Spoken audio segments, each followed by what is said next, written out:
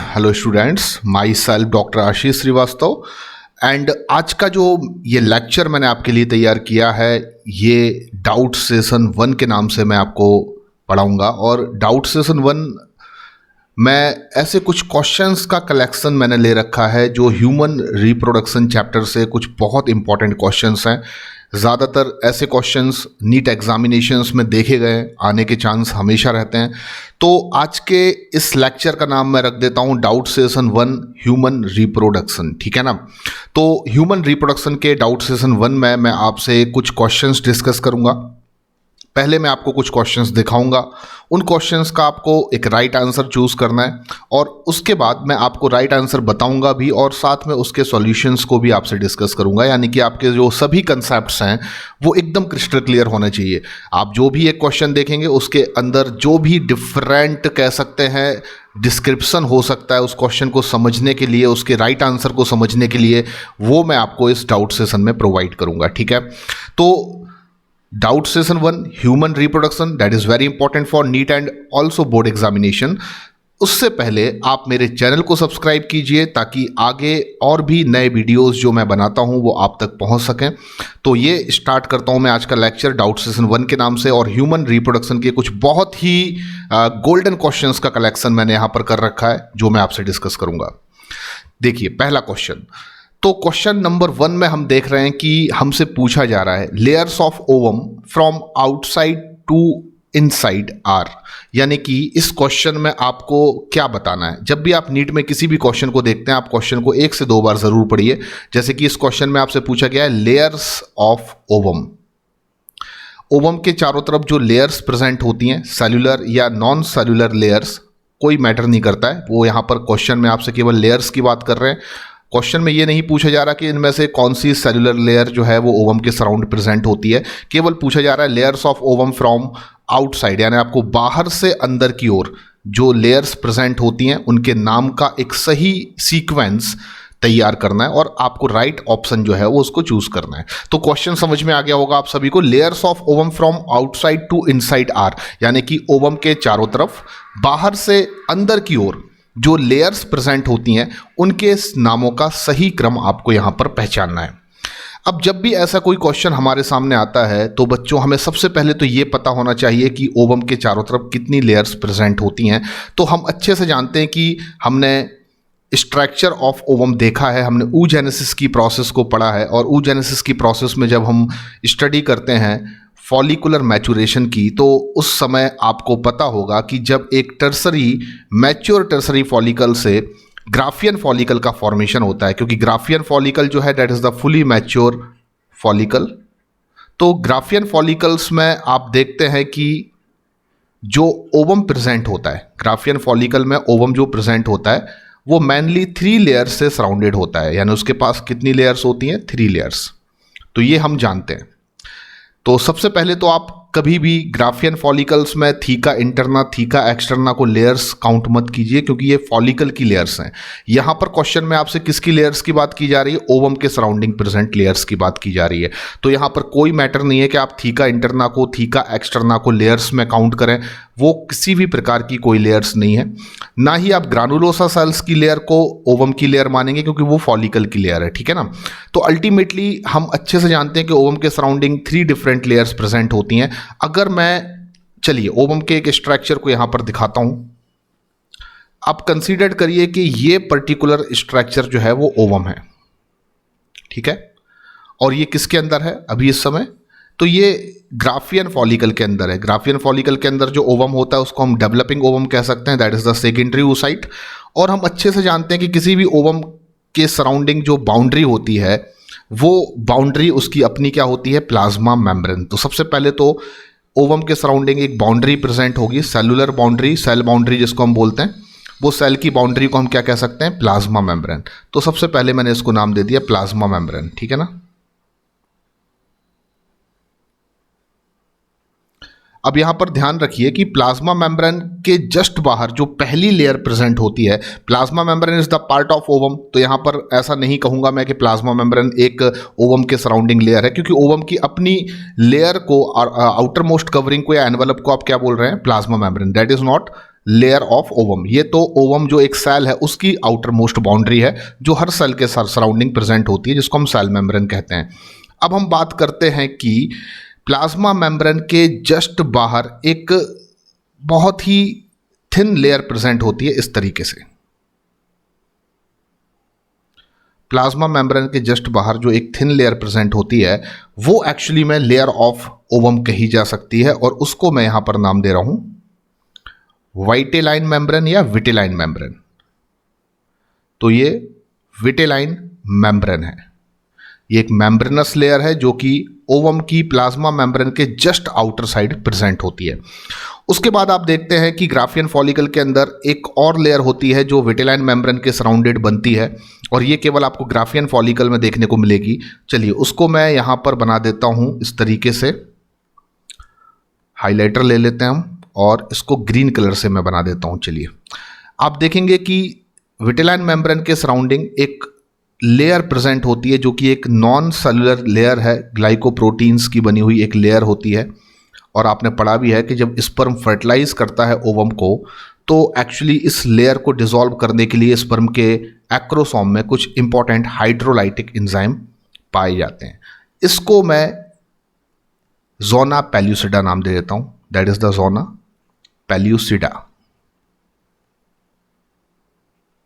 चलिए अब आगे चलते हैं। अब हम सभी जानते हैं कि जोना पेल्यूसिडा के अराउंड जो ग्रानुलोसा सेल्स होती हैं वो ग्रानुलोसा सेल्स जो हैं वो इलोंगेटेड होकर एक लेयर का फॉर्मेशन करती हैं, एक सेलुलर लेयर का फॉर्मेशन करती हैं, और उस सेलुलर लेयर को मैं यहां पर नाम दे देता हूं कोरोना रेडिएटा। तो ये मैंने बना दी कोरोना रेडिएटा।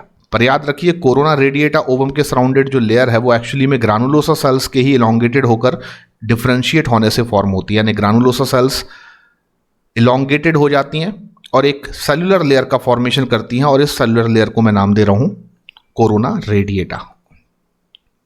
तो इसको मैंने नाम दे दिया कोरोना रेडिएटा।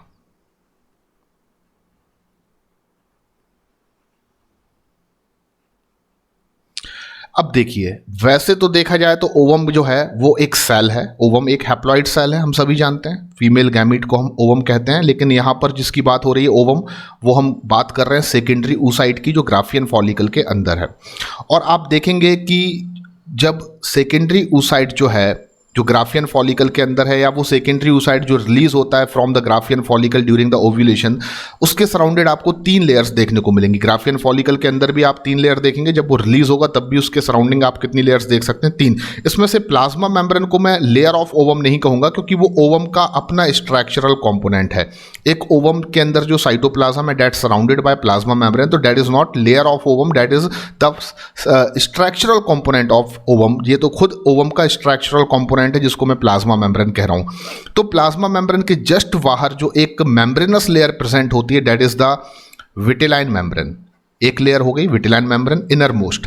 उसके बाद विटेलाइन मेम्ब्रेन के बाद जो लेयर प्रेजेंट होगी इनर टू आउटर, वो होगी जोना पेल्यूसिडा। और जोना पेल्यूसिडा के बारे में मैं आपको बता देता हूं कि जोना पेल्यूसिडा जो है वो एक ऐसी लेयर है जो नॉन सेलुलर लेयर मानी जाती है। इसमें किसी प्रकार की सेल्स का पार्टिसिपेशन नहीं होता, बल्कि ये एक ग्लाइकोप्रोटीन लेयर है जो अराउंड द ओवम प्रेजेंट होती है। स्पेसिफिकली ओवम के अराउंड जो विटेलाइन मेम्ब्रेन है उसके चारों तरफ ये प्रेजेंट होती है। तो जोना पेल्यूसिडा पर कई बार क्वेश्चन आए हैं, आप हमेशा याद रखिए कि जोना पेल्यूसिडा एक लेयर है डेफिनेटली, लेकिन ये नॉन सेलुलर लेयर है। ऐसे भी कई क्वेश्चन नीट में आ चुके हैं। तो जोना पेल्यूसिडा एक नॉन सेलुलर लेयर है। क्योंकि ये लेयर किससे मिलकर बनी हुई है, तो आपका आंसर होगा ये लेयर जो है वो ग्लाइकोप्रोटीन लेयर है, that is the glycoprotein layer. तो इसमें हमें कंफ्यूज नहीं होना, ये पूरी तरह से एक नॉन सेलुलर लेयर है। अगर मैं विटेलाइन मेम्ब्रेन की बात करूं तो vitelline membrane is also known cellular layer, क्योंकि ये मेम्ब्रेनस लेयर है। तो ऐसा नहीं है कि जोना पेल्यूसिडा अकेली नॉन सेलुलर लेयर है। विटेलाइन मेम्ब्रेन जो है वो भी एक नॉन सेलुलर लेयर है, क्योंकि विटेलाइन मेम्ब्रेन को अगर मैं डिस्कस करूं तो आपको मालूम चलेगा कि जो विटेलाइन मेम्ब्रेन है that is structural surrounding outer surface of the plasma membrane, यानी प्लाज्मा मेम्ब्रेन के जस्ट आउटर सरफेस पर जो एक मेम्ब्रेनस लेयर है वो विटेलाइन मेम्ब्रेन है। और ये कंपोज्ड होती है, यानी बनी होती है किससे? प्रोटीन फाइबर से, ठीक है ना। तो ये भी एक नॉन सेलुलर लेयर है। तो मैं विटेलाइन मेम्ब्रेन को भी क्या कंसीडर करूंगा बच्चों यहां पर? Non cellular layer.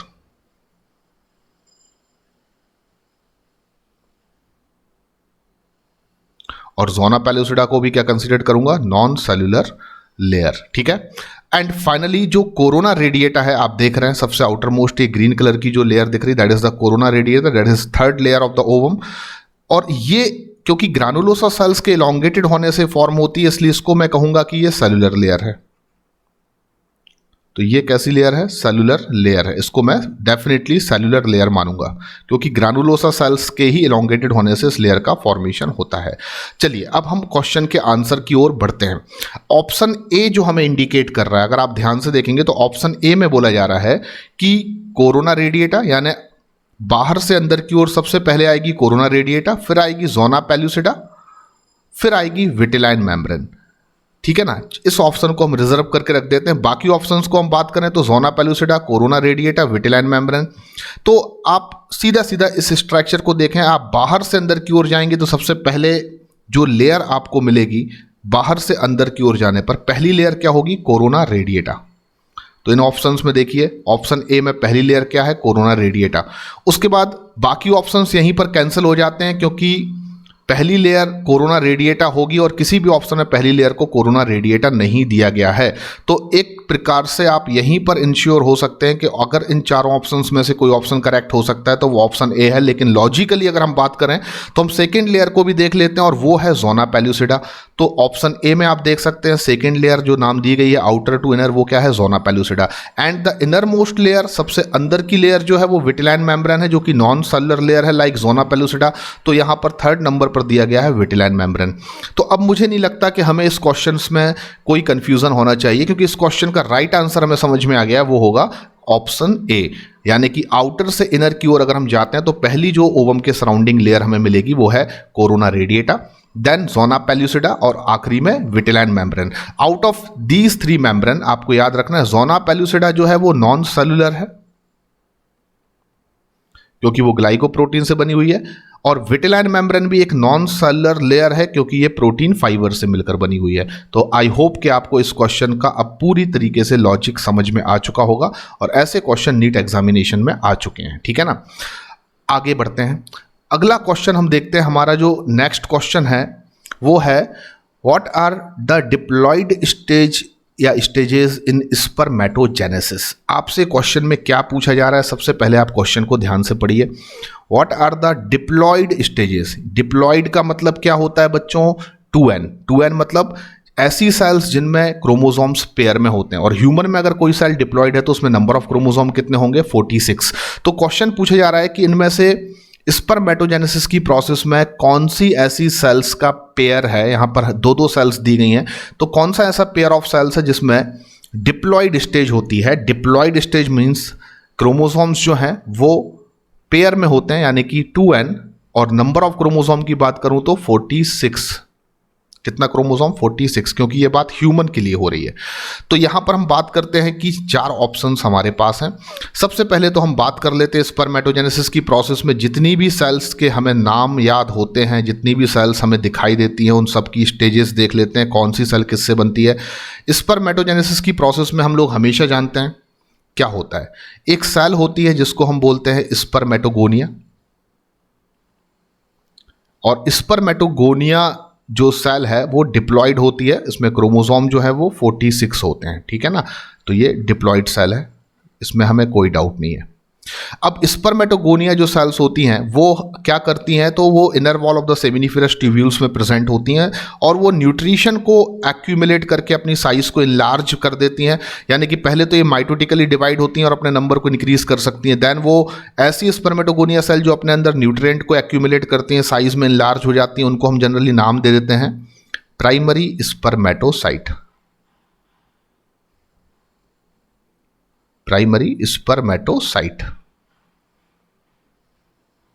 और क्योंकि स्पर्मेटोगोनिया से प्राइमरी स्पर्मेटोसाइट बनने की प्रोसेस किसी भी प्रकार का कोई डिवीजन नहीं है, यहां पर किसी प्रकार का कोई रिडक्शनल या माइटोटिक डिवीजन या किसी प्रकार का कोई मियोसिस डिवीजन नहीं हो रहा है, कोई रिडक्शनल डिवीजन नहीं हो रहा है।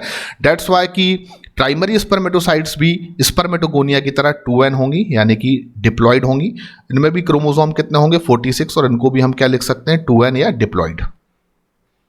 चलिए आगे बढ़ते हैं। अब स्पर्मेटोजेनेसिस की प्रोसेस में और क्या होता है, तो प्राइमरी स्पर्मेटोसाइट से हमें मालूम है कि इस तरीके से दो हमें क्या मिलती हैं, सेकेंडरी स्पर्मेटोसाइट्स।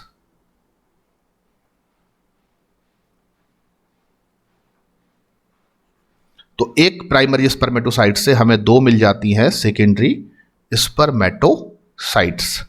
और सेकेंडरी स्पर्मेटोसाइट्स जो दोनों सेल्स हमें मिलती है वो कैसी होती हैं, हम सभी जानते हैं, दे आर हैप्लॉइड, यानी उनमें नंबर ऑफ क्रोमोसोम कितने होते हैं 23, और उनको हम क्या लिख सकते हैं, हैप्लॉइड, यानी कि सिंगल सेट ऑफ क्रोमोसोम इनमें प्रेजेंट होता है, क्योंकि मियोसिस 1 डिवीजन यहां पर कंप्लीट हो रहा है। और हम जानते हैं मियोसिस 1 एक रिडक्शनल डिवीजन है।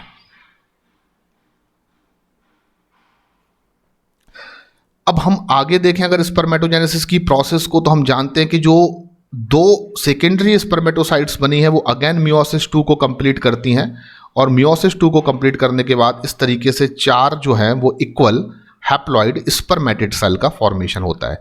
तो आप यहां पर चार क्या बना देते हैं, spermatids.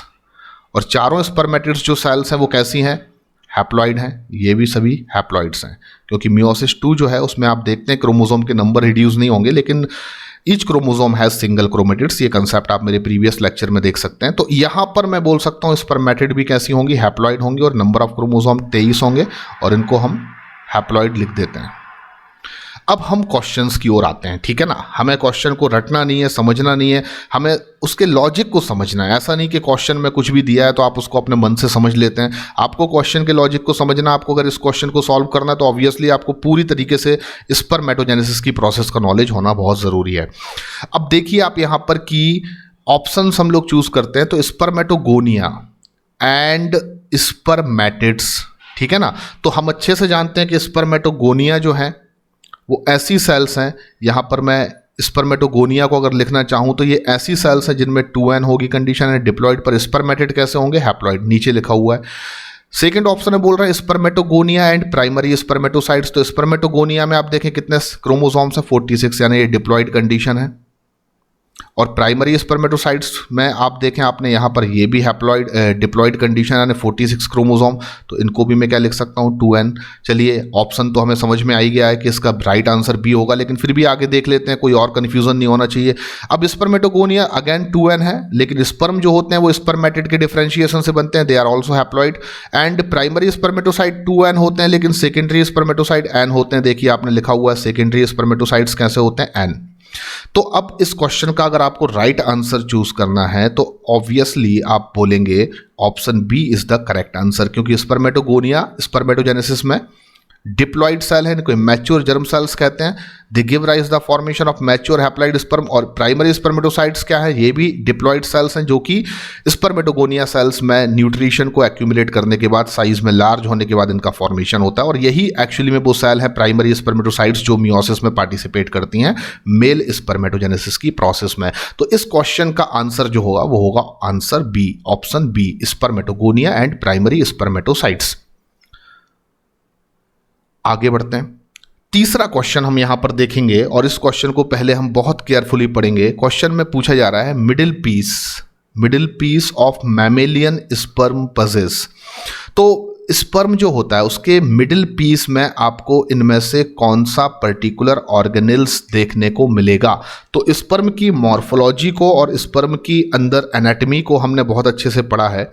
All over sperm structure को अगर हम देखें तो इस तरीके से आप जानते हो स्पर्म के स्ट्रक्चर में ये एक हेड होता है, फिर एक शॉर्ट नेक होती है, उसके बाद इस तरीके से एक मिडिल पीस होता है, और फाइनली मिडिल पीस के बाद एक इंडिपेंडेंटली थ्रेड लाइक स्ट्रक्चर जिसको हम स्पर्म का टेल पार्ट कहते हैं। तो स्पर्म के ऑल ओवर स्ट्रक्चर में आपको डिफरेंट 4 पार्ट देखने को मिलेंगे। नंबर 1 हेड,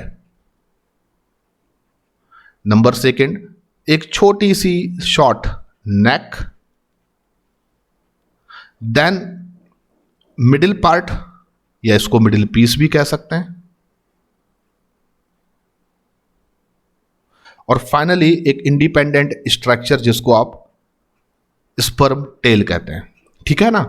तो ये 1, ये 2, ये 3 और ये 4, ये 4 डिफरेंट पार्ट होते हैं स्पर्म के स्ट्रक्चर में। अब हम देखते हैं कि इन डिफरेंट पार्ट्स में किस प्रकार के ऑर्गेनेल्स किस प्रकार के कोशिकांग प्रेजेंट होते हैं। तो हम सभी जानते हैं कि जो स्पर्म का हेड है उसमें आपको एक कॉम्पैक्ट न्यूक्लियस देखने को मिल जाएगा और साथ में modified Golgi apparatus anterior portion पर प्रेजेंट होगा, यानी कि न्यूक्लियस के भी पहले, और इसको हम बोलेंगे एक्रोसोम। तो हेड में तो आप देखेंगे एक्रोसोम की प्रेजेंस है एंड हेड में किसकी प्रेजेंस है, न्यूक्लियस की। तो यहां पर आप एक्रोसोम को क्रॉस कर दीजिए, ठीक है ना, और यहां पर न्यूक्लियस आ रहा है तो न्यूक्लियस तो नहीं हो सकता, इसको भी हम क्रॉस कर देते हैं। अब हम मिडिल पीस को देखते हैं। तो स्पर्म के स्ट्रक्चर को हमने जब पढ़ा तो हमने देखा कि इसके मिडिल पीस में बेसिकली क्या होता है। तो आप देखेंगे सबसे पहले नेक की बात कर लें। नेक में आप देखेंगे दो सेंट्रियोल होती हैं, एक इस तरीके से और एक उसके परपेंडिकुलर। ये एक सेंट्रियोल को आप क्या कहते हैं, प्रॉक्सिमल सेंट्रियोल, और उसके बाद जो एक सेंट्रियोल होती है उसको आप क्या बोलते हैं, डिस्टल सेंट्रियोल। और हम सभी जानते हैं कि प्रॉक्सिमल और डिस्टल दो सेंट्रियोल होती हैं। प्रॉक्सिमल फॉर क्लीवेज, ये क्लीवेज को इनिशिएट करती है आफ्टर फर्टिलाइजेशन, एंड जो डिस्टल सेंट्रियोल है that give rise the formation of flagella. ये फ्लैजिला इससे इमर्ज या ओरिजिनेट होती है इस तरीके से, जो टेल तक फैली होती है। अब हम मिडिल पीस में आते हैं। तो मिडिल पीस में मालूम है कि मिडिल पीस में फ्लैजिला होती है, ऐसा नहीं है नहीं होती है, हमने पढ़ाया है आपको।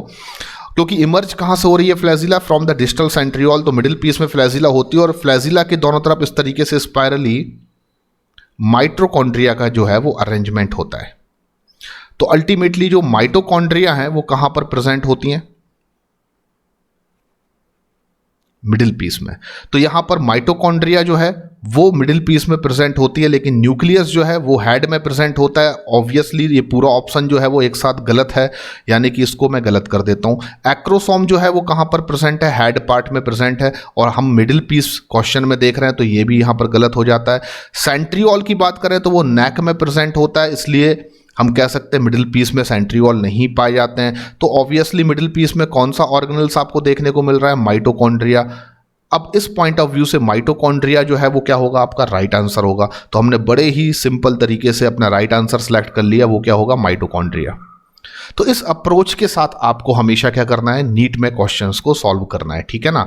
आपको जब भी कोई क्वेश्चन मिलता है आप उस क्वेश्चन के लॉजिक को समझें, आप उस क्वेश्चन को प्रॉपर वे में सॉल्व करें, अपने दिमाग के अंदर जल्दी से सॉल्व करें। ऐसे डायग्राम बनाकर सॉल्व करने की ज़रूरत नहीं है, ये तो मैं आपको समझाने के लिए केवल ऐसा कर रहा हूँ।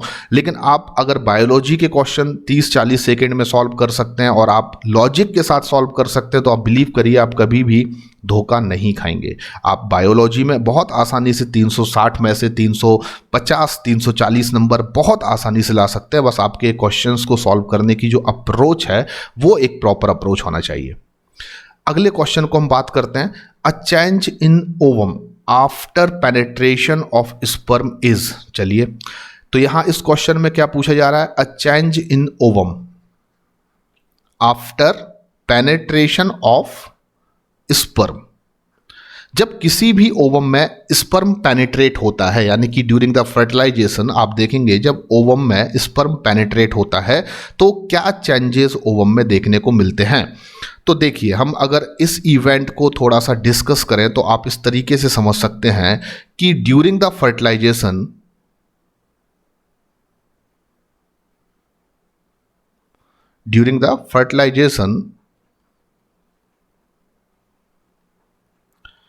हमें एक चीज़ देखने को मिलती है कि जो ओवम होता है इस तरीके से, और उसके सराउंडिंग ऐसी 3 लेयर्स होती हैं जो मैं आपको पहले ही बता चुका हूँ, inner most vitelline membrane, then जोना पेल्यूसिडा, और सबसे आउटर मोस्ट लेयर जो होती है वो कोरोना रेडिएटा। जब कोई भी स्पर्म जो है वो जब पेनेट्रेट होता है किसी ओवम में, तो मैं यहाँ पर एक स्पर्म को ओवम में पेनेट्रेट करता हूँ इस तरीके से।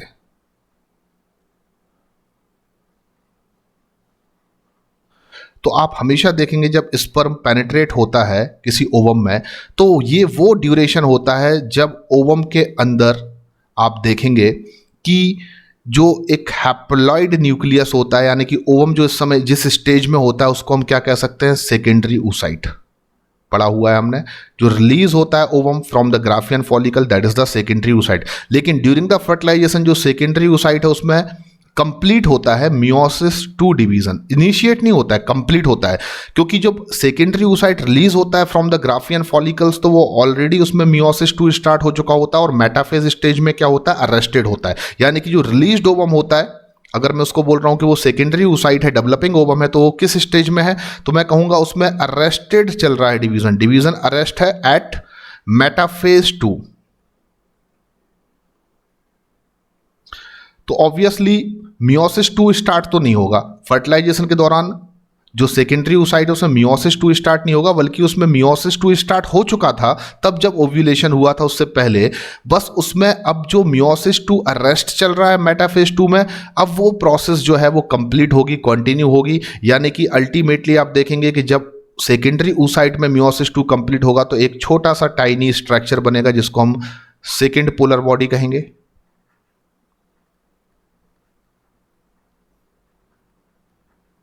और एक लार्ज स्ट्रक्चर बनेगा, एक लार्ज सी सेल बनेगी जिसको हम ऊटिड कहेंगे। और ऊटिड ही जो है लिटरली वो क्या है? मैच्योर ओवम है। तो ये कंसेप्ट तो हमें समझ में आ गया जो मैंने आपको यहां पर बताया। अब हम क्वेश्चन को एक बार ध्यान से पढ़ लेते हैं। A change in ovum after penetration of sperm is, तो आप यहां पर देख सकते हैं कि formation of first polar body, that is not correct answer, क्योंकि फर्स्ट पोलर बॉडी का फॉर्मेशन कब हो जाता है भाई? फर्स्ट पोलर बॉडी का फॉर्मेशन आप देखेंगे कब हो जाता है? तो जस्ट जब ग्राफियन फॉलिकल का फॉर्मेशन होता है, यानी कि आप देखेंगे जब ग्राफियन फॉलिकल का फॉर्मेशन होता है तब किसका फॉर्मेशन हो जाता है? फर्स्ट पोलर बॉडी का। तो फर्स्ट पोलर बॉडी तो ग्राफियन फॉलिकल्स में ही आपको देखने को मिल जाएगी जब फॉलिकल मैचुरेशन कंप्लीट हो जाता है। और ग्राफियन फॉलिकल का कैरेक्टरिस्टिक फीचर ये होता है कि इसमें जो प्राइमरी oocyte है उसमें मियोसिस 1 कंप्लीट होता है और किसका फॉर्मेशन हो जाता है? पोलर बॉडी का, फर्स्ट पोलर बॉडी का। तो फर्स्ट पोलर बॉडी का फॉर्मेशन जो है वो उस समय तो नहीं हो सकता जब पेनेट्रेशन ऑफ स्पर्म हो, क्योंकि पेनेट्रेशन ऑफ स्पर्म के टाइम पर आप जानते हैं during the fertilisation first polar body का फॉर्मेशन नहीं हो सकता, क्योंकि फर्स्ट पोलर बॉडी का फॉर्मेशन ऑलरेडी ग्राफियन फॉलिकल के मैचुरेशन या ग्राफियन फॉलिकल के फॉर्म में जब मैचुरेशन होता है फॉलिकल का तभी हो चुका होता है। तो ये ऑप्शन यहां पर इनकरेक्ट है। सेकेंड मियोसिस स्टार्ट, तो मैंने क्या बोला? सेकेंड मियोसिस डिवीजन कब स्टार्ट होता है?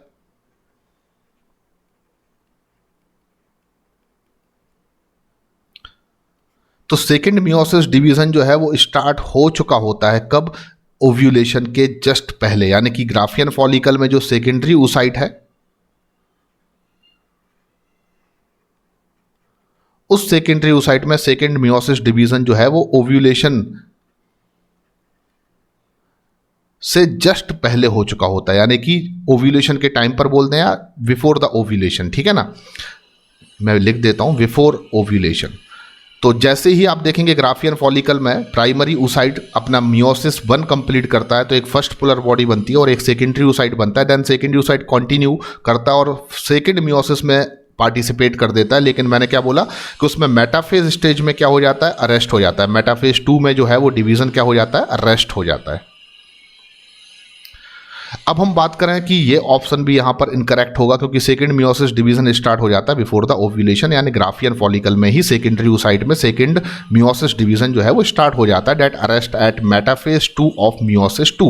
अब हम बात करते हैं फर्स्ट मियोसिस, तो ये ऑप्शन तो डेफिनेटली इनकरेक्ट है, क्योंकि फर्स्ट मियोसिस डिवीजन आपको ग्राफियन फॉलिकल में देखने को मिल जाएगा। जैसे ही mature tertiary follicle get transformed into Graafian follicle, तो आप सबसे बड़ा चेंज ये देखते हैं कि जो प्राइमरी oocyte है उसमें मियोसिस फर्स्ट जो है वो कंप्लीट हो जाता है। मियोसिस फर्स्ट स्टार्ट कब होता है? तो आप देखेंगे फीटल लाइफ में, जब एक फीमेल अपनी फीटल लाइफ में होती है तो फीटल लाइफ में ही आप देख सकते हैं कि जो उगोनिया सेल्स होती हैं उनमें मियोसिस फर्स्ट जो है वो स्टार्ट हो जाता है और वो अरेस्टेड हो जाता है एट डिप्लोटीन स्टेज। और डिप्लोटीन स्टेज में जब वो डिवीजन अरेस्ट हो जाता है तो उन्हीं सेल्स को हमने नाम दिया था प्राइमरी oocytes। तो ये ऑप्शन भी आपका क्या है? इनकरेक्ट है। एंड लास्ट ऑप्शन जो है formation of second polar body, तो देखिए ड्यूरिंग द फर्टिलाइजेशन जब स्पर्म पेनेट्रेट करता है ओवम को, तो मैंने क्या बोला कि जो सेकेंडरी oocyte है जिसमें डिवीजन मियोसिस 2 अरेस्टेड चल रहा है एट मेटाफेज 2 स्टेज, वो अब कंटिन्यू होगा, यानी कि मियोसिस 2 कंप्लीट होगा और उससे एक सेकंड पोलर बॉडी का फॉर्मेशन होगा और एक ऊटिड का फॉर्मेशन होगा। तो अब ये ऑप्शन जो है वो डेफिनेटली क्या है? करेक्ट, क्योंकि जब स्पर्म ओवम को पेनेट्रेट करता है ड्यूरिंग द फर्टिलाइजेशन बात हो रही है, तो उस समय मियोसिस 2 डिवीजन कंप्लीट होता है और जो सेकेंडरी oocyte है वो मियोसिस 2 डिवीजन को कंप्लीट करके एक सेकेंड पोलर बॉडी का और एक oocyte का फॉर्मेशन करता है। तो option D is the correct answer. ठीक है ना। नेक्स्ट क्वेश्चन भी है मेरे पास और उस क्वेश्चन में आप देखेंगे क्या पूछा जा रहा है। इन स्पर्मेटोजेनेसिस की प्रोसेस में बात हो रही है। अब primary spermatocytes produces 4 similar sperm, बिल्कुल सही बात है। While in oogenesis a primary oocytes form. तो ये क्वेश्चन आपसे ये पूछ रहा है कि स्पर्मेटोजेनेसिस में एक प्राइमरी oocyte से आपको 4 सिमिलर हैप्लॉइड स्पर्म का फॉर्मेशन देखने को मिलता है। तो उसी प्रकार से oogenesis की प्रोसेस में प्राइमरी oocyte जो है वो क्या फॉर्म करेगा। तो हम पूरी प्रोसेस को एक बार रिवाइज कर लेते हैं, हमने पढ़ी हुई है अपने प्रीवियस लेक्चर में। तो आप देखेंगे कि उगोनिया सेल से बात स्टार्ट होती है जो कि डिप्लॉइड सेल्स हैं, इमैच्योर जर्म सेल्स हैं। और हमने देखा कि उगोनिया सेल्स जो हैं वो क्या करती हैं, मियोसिस 1 में पार्टिसिपेट करती हैं। डिप्लोटीन स्टेज में डिवीजन जो है अरेस्ट हो जाता है और डिप्लोटीन में अरेस्टेड होने के बाद उगोनिया सेल्स जो है उनको हम यहां पर नाम दे देते हैं प्राइमरी oocyte। अब प्राइमरी oocytes जो है वो मियोसिस 1 कंप्लीट करती हैं।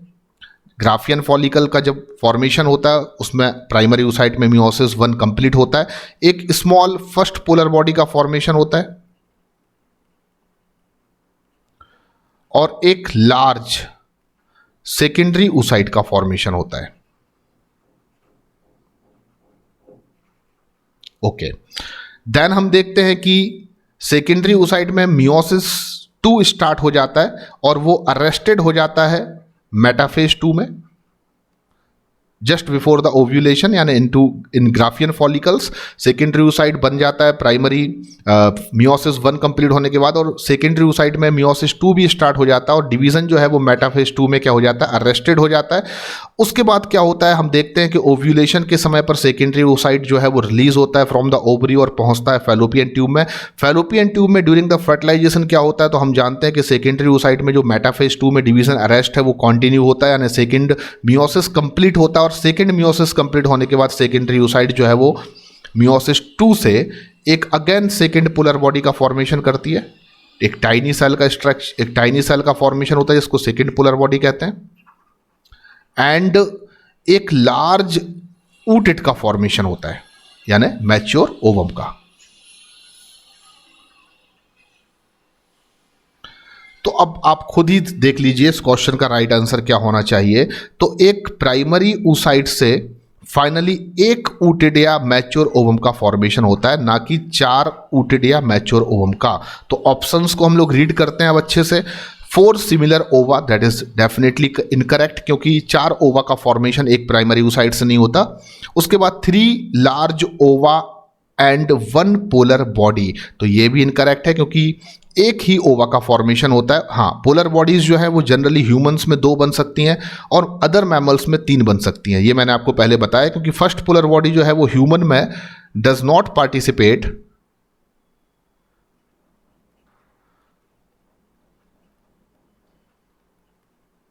इन मियोसिस 2। ह्यूमन में ऐसा होता है कि does not participate in meiosis 2, but other mammals में बात करूं तो ये पार्टिसिपेट करती है और फर्स्ट पोलर बॉडी से अगेन 2 छोटे छोटे पोलर बॉडीज का फॉर्मेशन होता है।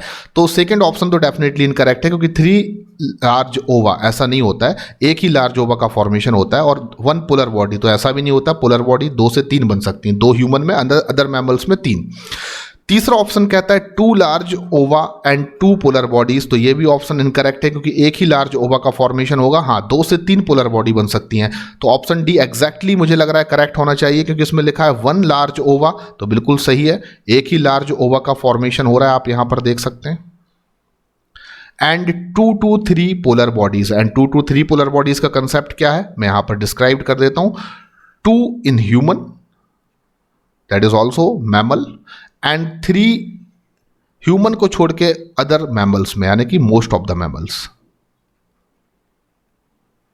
तो ये बिल्कुल लॉजिक के साथ सही आंसर हो सकता है और डेफिनेटली ये सही आंसर है। तो राइट आंसर आपको जो सिलेक्ट करना है वो है डी, 1 लार्ज ओवा एंड 2 to 3 पोलर बॉडीज। ठीक है ना। चलिए, तो आज के इस लेक्चर में मैंने आपको कुछ क्वेश्चन सॉल्व करे। इन क्वेश्चंस को तो आप समझ ही गए होंगे, इनको कैसे सॉल्व करना है, इनका राइट आंसर क्या होगा, इनका सॉल्यूशन कैसे हम निकालते हैं। लेकिन इसी अप्रोच के साथ आपको नीट में बायोलॉजी के सभी क्वेश्चंस को सॉल्व करना है। यहाँ पर हम 2 चीज़ें सीखने की कोशिश कर रहे हैं।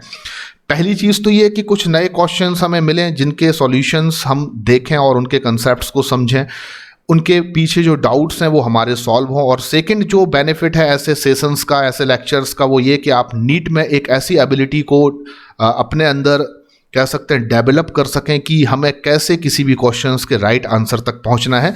जल्दबाजी में हमें कभी भी क्वेश्चंस को सॉल्व नहीं करना है, क्योंकि आप जब भी क्वेश्चंस को अपने ओवर कॉन्फिडेंस से सॉल्व करेंगे उस क्वेश्चन का आंसर गलत हो सकता है। आपको क्वेश्चन को पहले 2 बार पढ़ना है, क्वेश्चन की लैंग्वेज को आपको समझना है। अगर वो इंग्लिश में है तो उसको एक बार आप बाइलिंगुअल या अपने मन में जिस भाषा में आप ज़्यादा अच्छे से जानते हैं उस लैंग्वेज में ट्रांसलेट करके उसको आप अपने दिमाग में उतारें।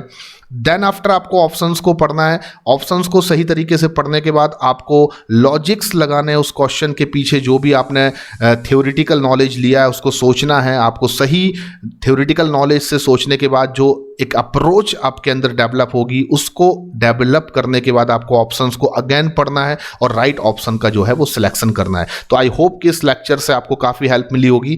Thank you very much students. और मेरे बाकी लेक्चर्स को देखने से पहले, बाकी लेक्चर्स को देखने के लिए आप सबसे पहले मेरे इस चैनल को, मेरे YouTube चैनल को सब्सक्राइब कीजिए। और अगर ये वीडियो आपको पसंद आया तो आप डेफिनेटली इसको लाइक कीजिए। Thank you very much.